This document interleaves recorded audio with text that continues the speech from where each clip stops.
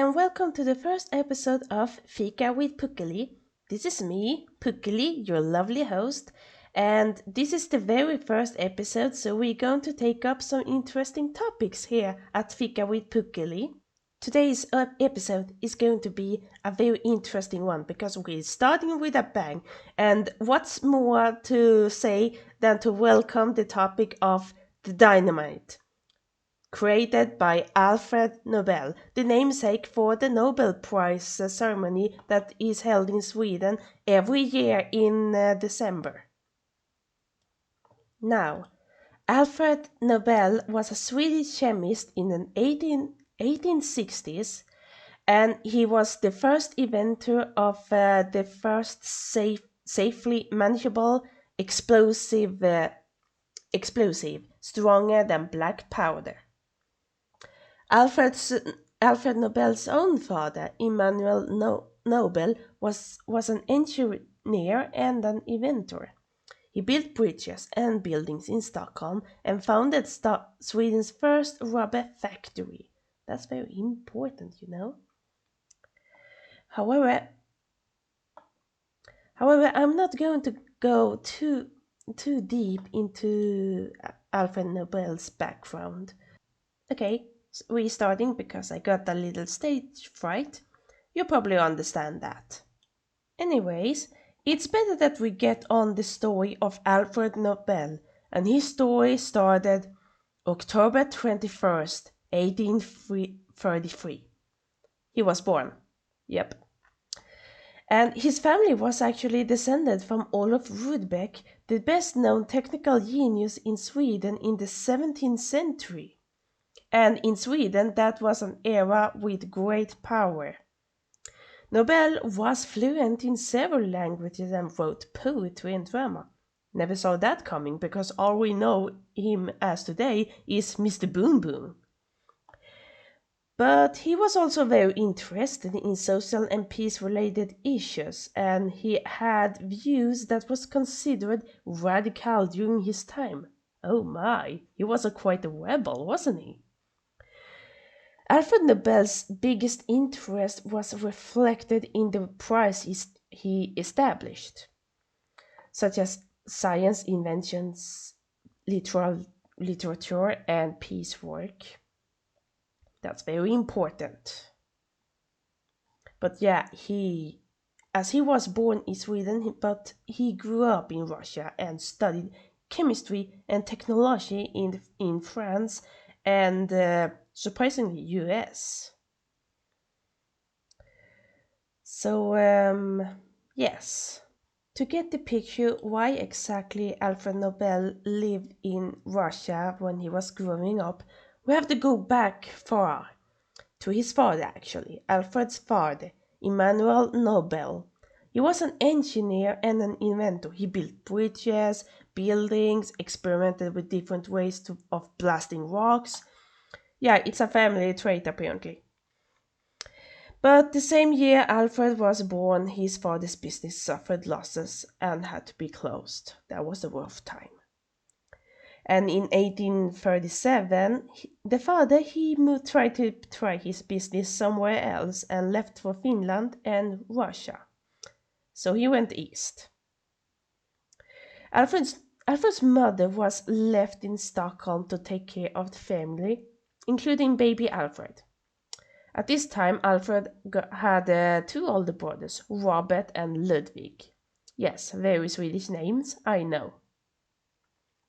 So his mother, Henriette Nobel, came from a wealthy family. She started a grocery store, and it had a modest income that helped in supporting the family. Wish that we had that chance, actually, me and my family. But enough about that. Back to Alfred Nobel. After a time, the father's business in St. Petersburg in Russia was starting to doing very well. He opened up a mechanical workshop that provided equipment for the Russian army. He also made the Russian Tsar and his general believe that sea mines could be used to stop enemy ships from entering and attacking St. Petersburg. The mines stopped the British Royal Navy from moving into firing range of St. Petersburg during the Crimean War. And now when he got such a huge success in Russia, Emanuel Nobel was now able to move his family to St. Petersburg in 1842. The next year, another boy was born into the family, Emil Nobel. So there were 4 Nobel brothers. I should know everything about that. Me and my family. We have actually 4 children in my family, me included. We got a lot of common, me and Alfred Nobel. Anyways, so they got the finest first-class education with the help of private tutors. Their lessons included natural science, languages, and literature. Pretty classic in the 19th century, I think. So, when he became 17, Alfred could speak and write in Swedish, Russian, French, English, and German. And I only know 2 languages, English and Swedish. Wow. Anyways, he was most interested in literature, chemistry, and physics. Actually, his father wanted his sons to follow in the family footsteps, and he wasn't pleased with Alfred's interest in poetry. What's wrong with poetry? Poetry is very, very good, mind you. He doesn't know what he's talking about. Poetry is great. I mean, look at young kids. I'm pretty fond of young kids' poetry. Don't ask me why. No, ask me why, yeah, but that's gonna be another time, I promise. Anyway, back to young Alfred Nobel. Oh, looking at a picture of him, he was pretty handsome. Pity I'm taken. Anyways, Alfred was taken to Paris in his journey. And he worked in the private laboratory of a Professor T.J. Pellissius, a famous chemist. There he met a young Italian chemist, Ascanio Sobrero. 3 years earlier, Sobrero had invented nitroglycerin, a highly explosive liquid. It was considered too dangerous to be of practical use. Alfred became very interested in nitroglycerin and how it could be used in construction work. When he returned back to Russia after his studies, he worked together with his father to develop nitroglycerin as a commercially and technically useful explosive. But the Crimean War came and ended, and the business of Alfred's father went very badly, and they had to move back to Sweden. Yeah, I gotcha. Sometimes Sweden isn't great, but you have no choice. I've been there.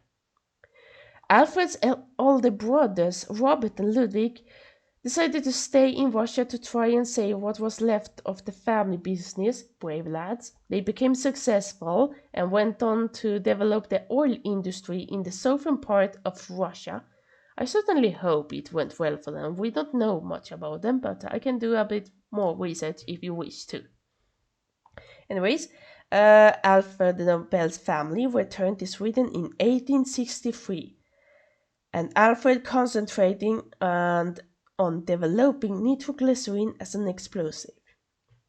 Sadly, it wasn't without bad results, and the experiment resulted in accidents and killed several people, including Alfred's younger brother Emil. Oh, yeah, that's sad. The government decided to ban this experiment within the Stockholm city limits. Yeah, sounds like Stockholm, alright. Alfred didn't give up and moved his experiment to a barge or flat bottom boat on Lake Mälaren. In 1864, he was able to start a mass production of nitroglycerin, but he did not stop experimenting with different additives to make the production much safer.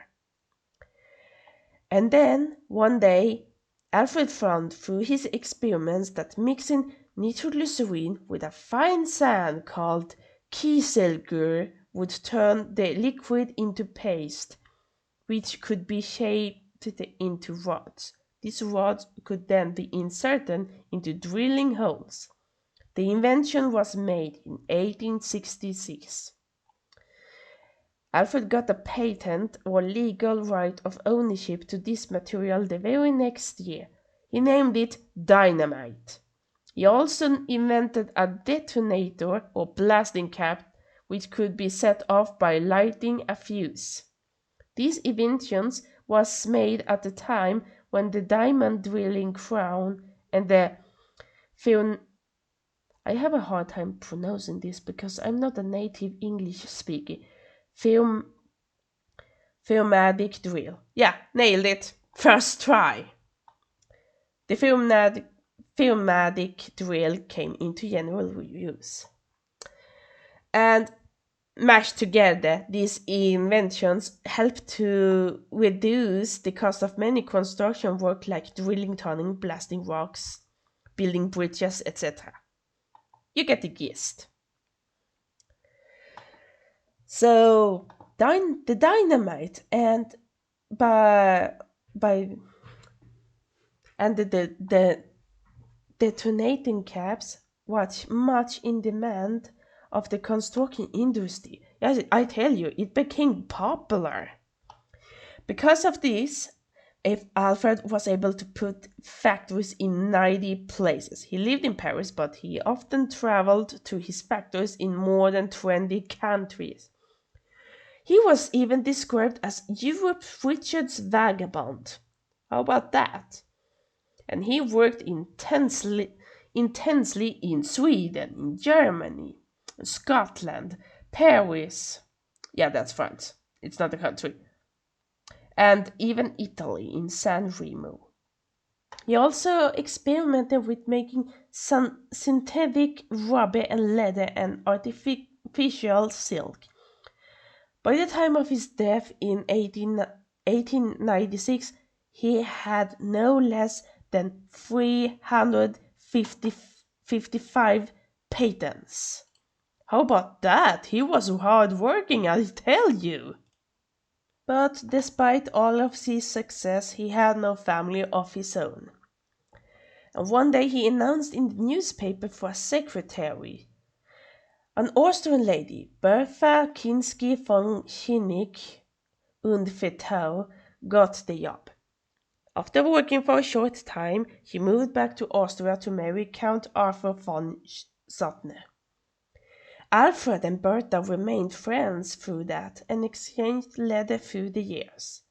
She became very active in the peace movement and wrote a famous book that was called Lay Down Your Arms. Later, Alfred Nobel wrote in his will to establish when he was going to establish the Nobel Prizes, he included the prize of persons or organizations who promoted peace, today known as Nobel's Peace Prize. I think it's called in English, I don't know. However, Alfred died in San Remo, Italy on December 10th, 1896.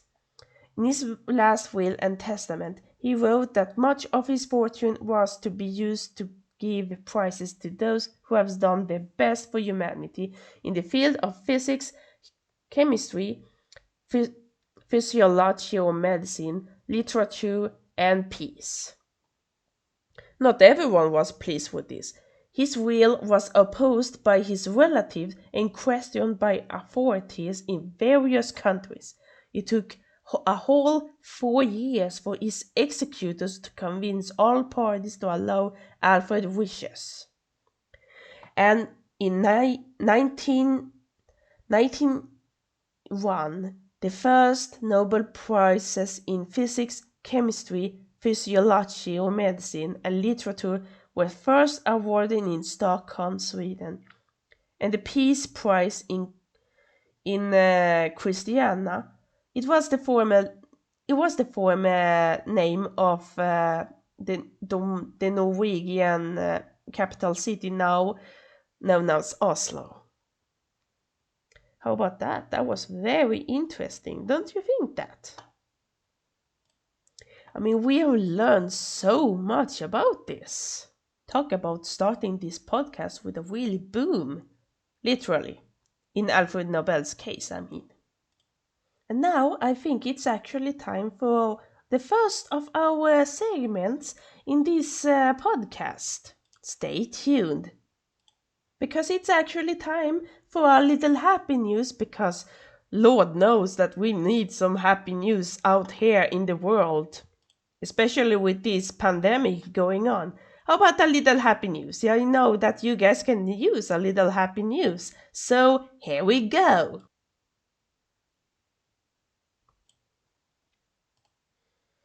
A generous couple has been secretly stuffing money into diaper boxes and under formula canister lids at local targets in order to help out struggling families. Crystal Duhaney is a registered nurse and the founder of Milky Mama, a soon-to-be mother of three. When she and her husband Patrick had the first child, they realized how expensive raising a family can be.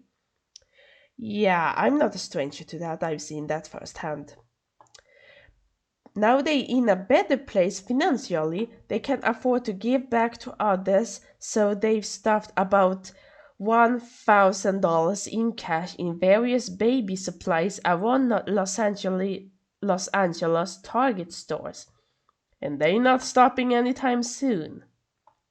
As Crystal explained to this newspaper today, we recalled how hard it was for us as new parents to afford some of the basics, and we could imagine how difficult it must be during this pandemic. Oh, that's actually pretty sweet. Because, yeah, it's pretty crazy times right now with the pandemic, and it must be harder than usual to raise a family if you're starting one. I often have this thought along with my longtime fiance, who's, yeah, despite that we in the right age of it, we don't feel ready for any of that, but it doesn't mean that I don't dream about having a small family on my own, married to my sage and stuff. But I'm also I'm very familiar with how hard it has to be to raise a family by watching my mom struggling firsthand with it. So that thought actually scares me a little. But I have confidence and I'm not alone, I suppose. But that was the happy news we needed, right? Wasn't it sweet? What do you think? You have to tell me in the comments. And now we have reached one of the most exciting parts of the podcast, Fika of the episode. And the Fika of the episode is a punch roll commonly known as a vacuum cleaner. It's a small cylindrical pastry covered with green marzipan, and its end is dipped in chocolate with an interior consisting of a mix of crushed biscuits, butter, and cocoa flavored with a little punch liqueur. It's often called a vacuum cleaner, not because it looks like the head of a vacuum cleaner to its appearance. But not only that, the supposed practice of the pastry baker collecting crumbs from yesterday's cooking for fillings. Another name for this punch roll is arakrulle. But that's something I don't know about because it's not that commonly known. The most commonly known names is either punch roll or vacuum cleaner. They have the same pastry in Denmark, but it's called tree trunk. I have no idea why. But they're not usually green colored, and no liquor is added to the cookie butter. The Dutch also have a variant of it, which is called Little Marrowbone in their language. It's cream colored instead of green, and it comes in two variants: a smaller variant with cream filling, and a larger variant filled with cake and a layer of cream. They really like cream. Anyways, this happens to be one of my favorite Fika treats. Yes, that's true. I really like these vacuum cleaners, despite the name, okay? I'm actually eating one right now. Yummy. And we have now reached the final segment of the first episodes of Fika with Pookily, which is fun, useless fact that you never knew, and it's not useful in any way, but it's fun to know anyways, because we're all about knowing the fun stuff here, alright? And the useless fun fact of the episode is the King of Hearts in the card decks. And here's the kicker: he has no mustache. That's true. The King of Hearts has no mustache at all, and he's the only king who hasn't a mustache. There's a various of conspiracy theories about that, and I'm not going to go into that right now because this isn't a spooky podcast after all. That's the other one actually. Another one I'm planning, and sadly it's just going to be a Patreon exclusive, so keep an eye out of that. It's because it's gonna be real excited when it gets out. I am a very busy person indeed as a poor community college student, and soon summer is coming right around the corner. So that's gonna be a bit more frequent schedule when it comes to my content. Hopefully, I can't make any promises, so I say hopefully. Anyways, thank you for listening to Fika with Pookily. Go and have a fika by yourself, or better yet, make you one, because there's a load more recipes out there about how to make the Swedish fika treats out there, so you can enjoy them in peace and don't share them with your younger siblings. I am your lovely host, Pookily, and it was really nice to record this episode. So see you next time, which is this podcast has bi-weekly episodes. So do you have any further comments or suggestions? I suggest you write them down in the comments field and tell me what you like about it. Until then, bye bye, take care.